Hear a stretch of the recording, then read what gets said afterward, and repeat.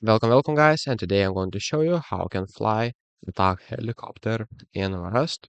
So what you'll need to have is fuel, and if you want to have some fun, you'll need to have rockets. So this attack helicopter can carry incendiary rocket, a high velocity rocket, and that's pretty much it. Here you can add some flares too. So what you'll need to do is enter the attack helicopter, click W, and you'll go up. Your altitude will rise.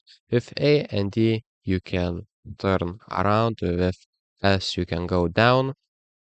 And here, if you want to fire it, what you'll need to do is press on your mouse button, left mouse button. For the flares, just right click it and you'll shoot flares.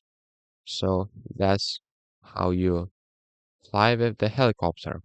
So it is the same as minicopter, but if you use these mouse buttons, you'll be able to shoot and fire the rockets. So that's pretty much it. So thank you guys. If you have any questions, comment down below and comment down for the algorithm. See you. Peace.